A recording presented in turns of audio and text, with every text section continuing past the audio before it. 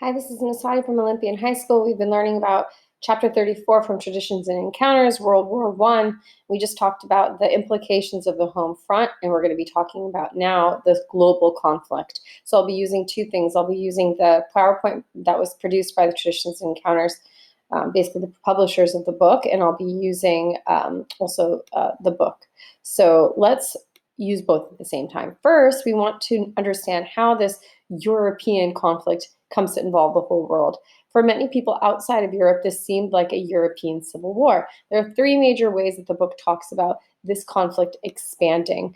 One way was that the imperial powers took their conflict into the colonies, sometimes by trying to steal the colonies of other imperial powers, going back to that nationalist like rivalry cause that we talked about. Another was that they augmented their ranks by recruiting from the colonies themselves. And the United Kingdom / Britain is going to be one of the countries that does this the most, often drawing from their colonies in Australia, New Zealand, and Canada to try to supplement their ranks, their soldiers. But the other sides of this as well. So you have in France people who from Africa and India fighting in the trenches as well. So those are two ways that the conflict became larger. And the third way is that later we're going to see non-European powers like Japan, the United States, and the Ottoman Empire join the conflict for their own reasons that have nothing to do with the murder of Francis Ferdinand.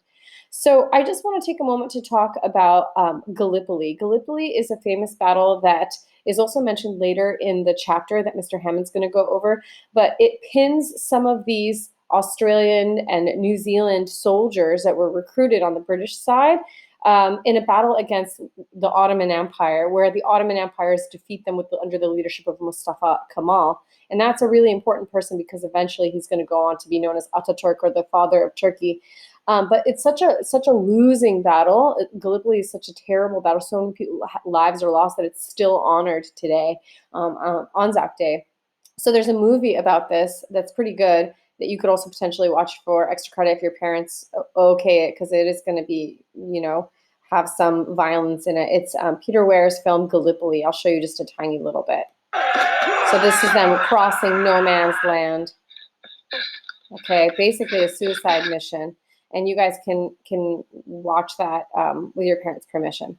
Okay, so let's move on to how Japan enters the war. Japan enters the war early on the side of the Triple Entente, or the Allies. Mostly they're interested in taking the colonies of Germany.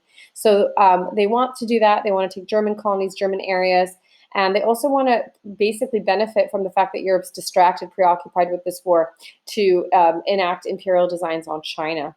Okay, so let's go to the next slide so that I can teach you about, it's not there. So I actually forgot that. So we'll just use the book. So Japan enters the war, as I said, on the side of the Allies. They take German-controlled colonies.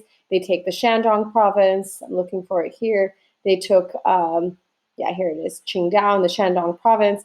And then this is a really important point called the 21 Secret Demands, because it reflects Japan's imperialistic designs on China.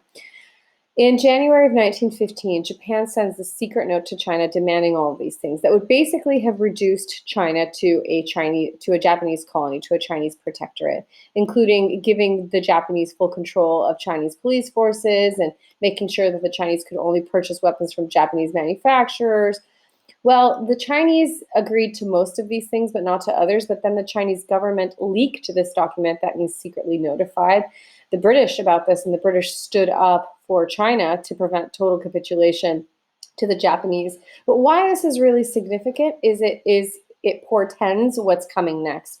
It's a harbinger of what's to come. It's telling us this is going to be something that Japan is very interested in. And in world history class, we note the Japanese attack on China as the beginning of World War II. Now remember, in other classes, they'll start World War II with the invasion of Poland by the Nazis. But in our class, we start with the Japanese invasion of China. So that's why it's really important that you remember the 21 Secret Demands, because they're an early sign of what Japan has in mind in the future.